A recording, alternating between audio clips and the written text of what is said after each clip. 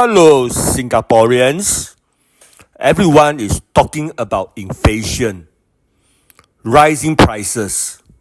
Do you think CDC vouchers, cash payouts, rebates, etc. from PAP government are enough? I had said many times, Singaporeans must understand the fact is all these rising prices are not going down, and very soon all of us have to face the harsh reality. Those promotions in places like supermarkets are not permanent, and we know that.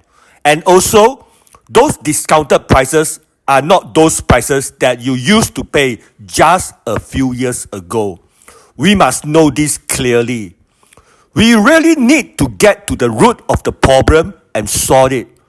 Do you think PAP is doing a good job?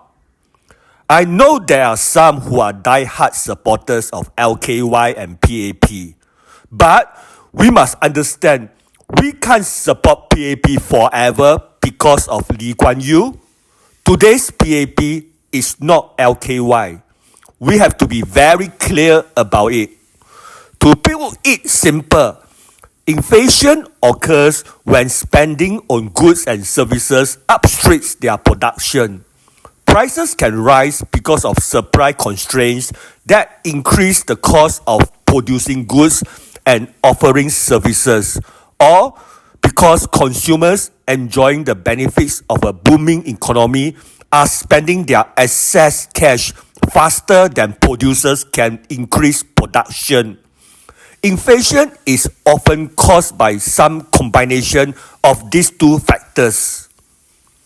Governments around the world generally try to keep inflation within an optimal range that promotes a growth without dramatically reducing the purchasing power of the currency. It is the responsibility of MAS, Central Banks of Singapore, to prevent inflation through monetary policy. Monetary policy primarily involves changing interest rates to control inflation. Fiscal policy enacted through legislative action also helps. I understand rather than interest rates, Singapore's monetary policy is centered on exchange rates, allowing the local dollar to rise or fall against the currencies of major trading partners to stabilize prices. But our PAP government also need to reduce spending on unnecessary things. And I can understand why there are Singaporeans complaining PAP government is spending too much money on things such as the $599 million NS Square, $235 million Founders Memorial.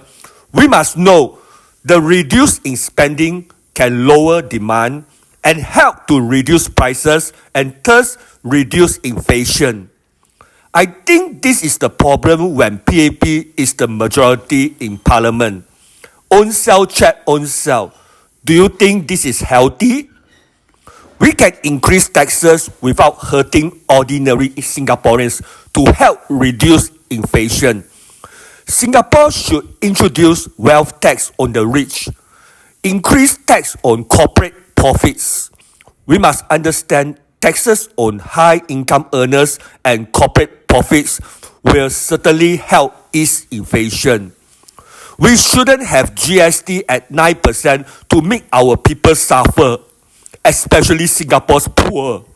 And very importantly, price caps on the essential like food, water, energy, fuel.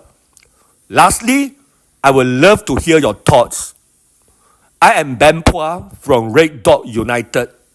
Thank you.